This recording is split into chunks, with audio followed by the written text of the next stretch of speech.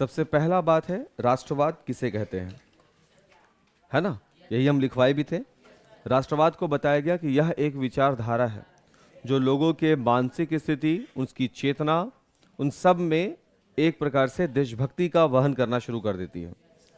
और राष्ट्रवाद की शुरुआत का जो बीजारोपण शुरू जो होता है राष्ट्रवाद, फ्रांस की क्रांति और उससे भी पहले पुनर्जागरण काल से माना जाता है।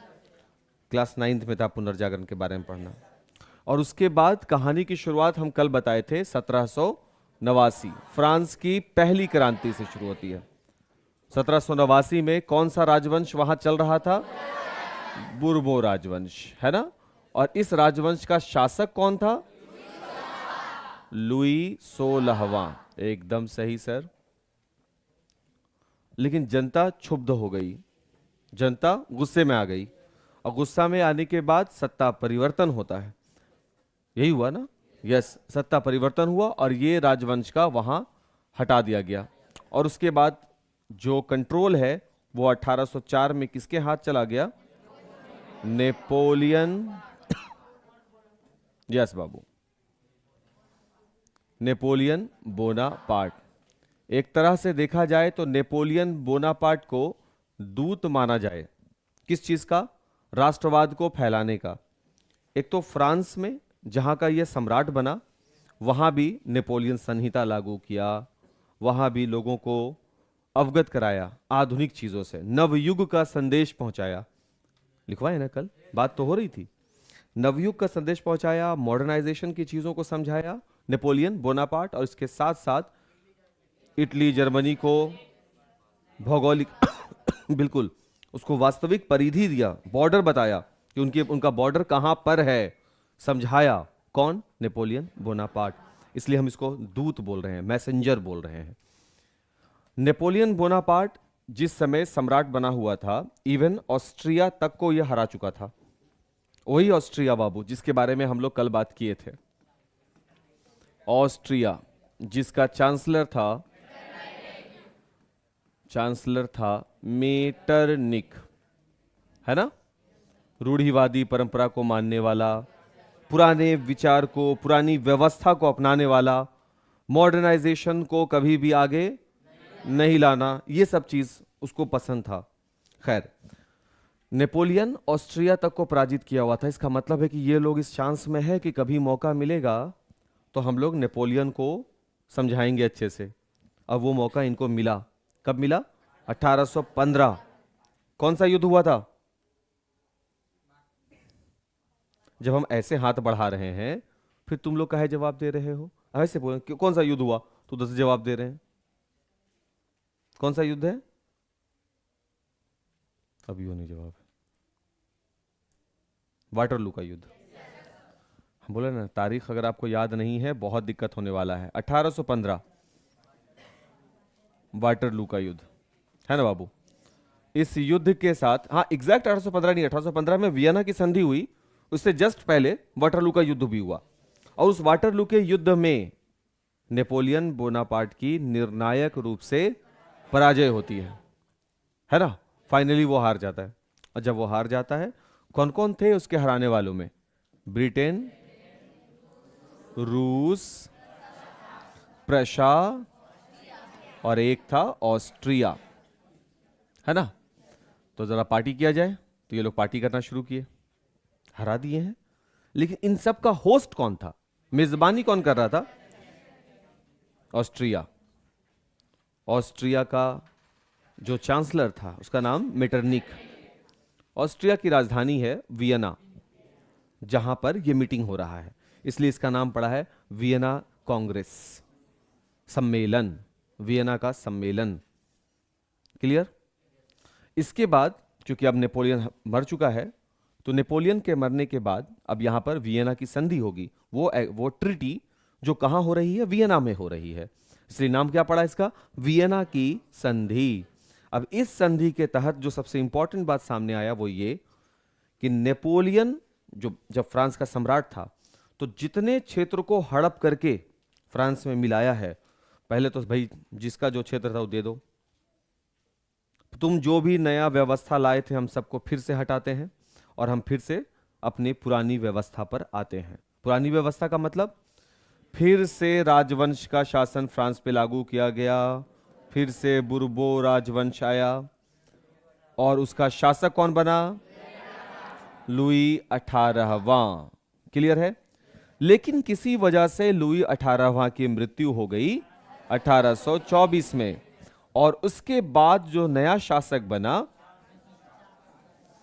चार्ल्स दशम, बेहद निरंकुश, सही, जनता के प्रति उसका कोई विचार, कोई सोचने समझने का कोई काबिलियत उसके अंदर नहीं। और अपना प्रधानमंत्री भी वो किसी को बनाया नहीं, गीजो को तो प्रधानमंत्री लुई फिलिप ने बनाया था बाबू। यहां पर भी है पॉलिग्नेक, दोनों, ये भी वैसा ही है और उसी के जैसा विचार रखने वाला ये भी है।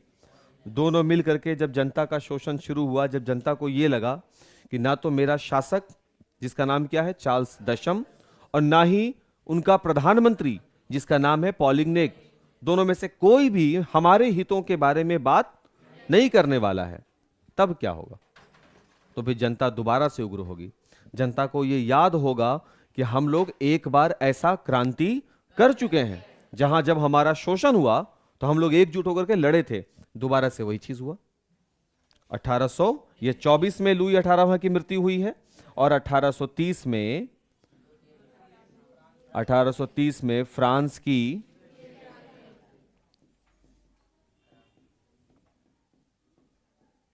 द्वितीय क्रांति होती है। सही है?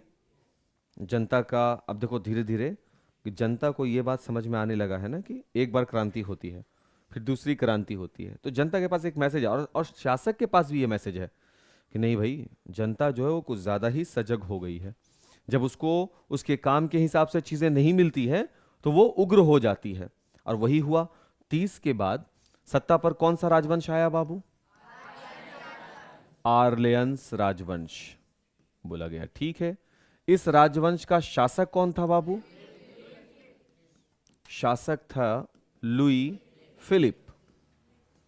काफी हद तक ठीक था शासक, लेकिन इनका प्रधानमंत्री जो था, प्रधानमंत्री इन्होंने अपना बनाया बेहद निरंकुशवादी बंदे को, जिसका नाम था गीजो। बताइए, अब राजा साहब ऐसे, बट राजा साहब हर टोला मोहल्ले में थोड़ी ना घूमेंगे, वो तो अपना प्रधानमंत्री है जिसके अंतर्गत में बहुत सारे मंत्री होंगे और वो काम को देखरेख करेगा। बट सामने वाला बंदा ही बहुत ही निरंकुश है, उसका चीजों पर कंट्रोल, इख्तियार जिसको बोला जाता है वो नहीं है। जनता बात को समझने लगी, बट कब तक समझती, कब तक इग्नोर करती? 1 साल, 2 साल, 10 साल, 15 साल, 18 साल, ज्यादा नहीं बर्दाश्त कर पाई। जनता बोली कि अब राजवंश के हवाले सत्ता नहीं जाने वाली। क्यों?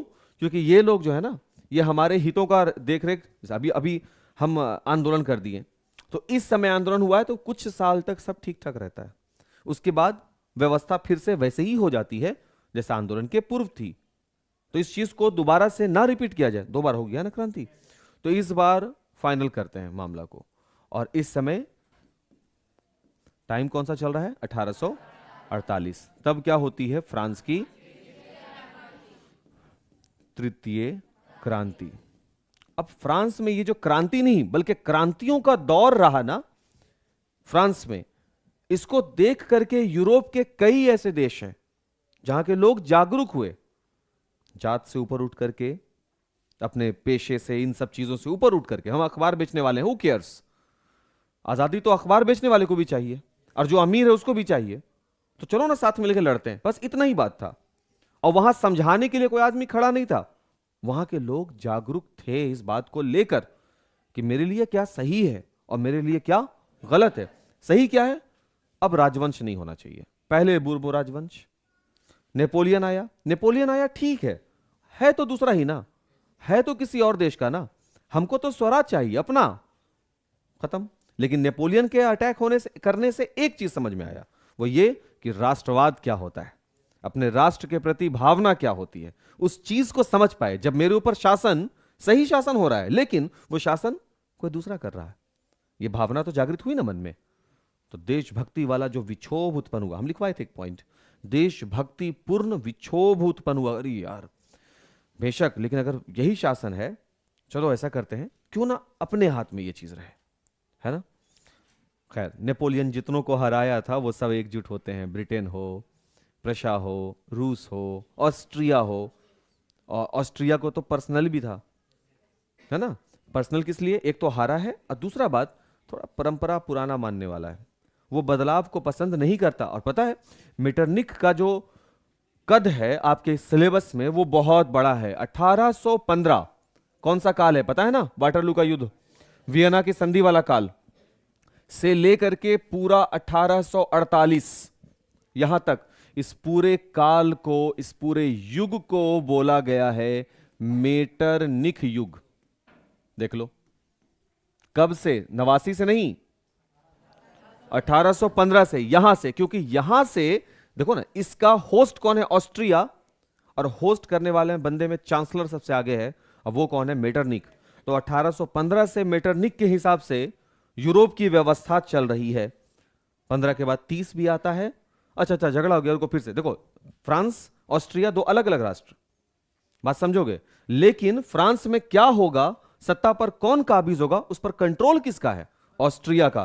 प्रभाव समझ रहे हो ना, इतना बड़ा प्रभुत्व लेकर के वो बैठा हुआ था, इतना बड़ा अपना वैल्यू लेकर के वो बैठा हुआ था, कौन, मेटरनिक।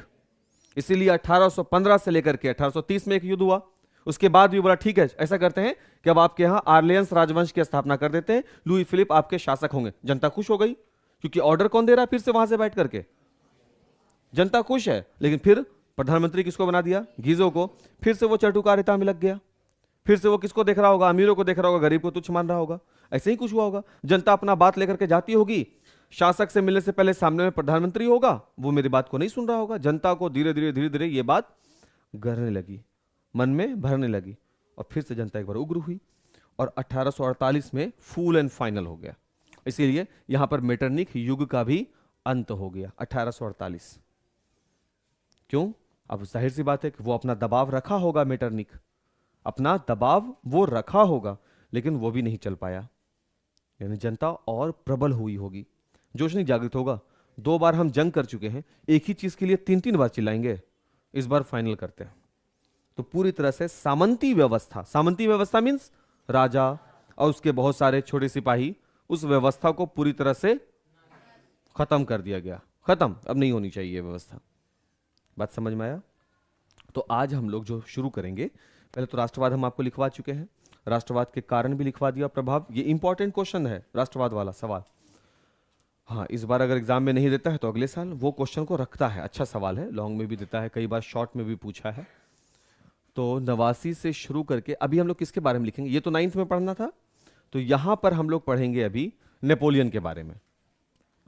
हम लोग प्रश्न ये बनाएंगे कि नेपोलियन बोनापार्ट किस प्रकार से राष्ट्रवाद को बढ़ाने में अपना सहयोग दिया, मतलब लोग राष्ट्रवाद को जाने किस प्रकार से नेपोलियन बोनापार्ट इसमें अपना योगदान दिया। 2nd नंबर क्वेश्चन लगाइएगा, 2nd नहीं बल्कि 3rd नंबर क्वेश्चन लगाइएगा।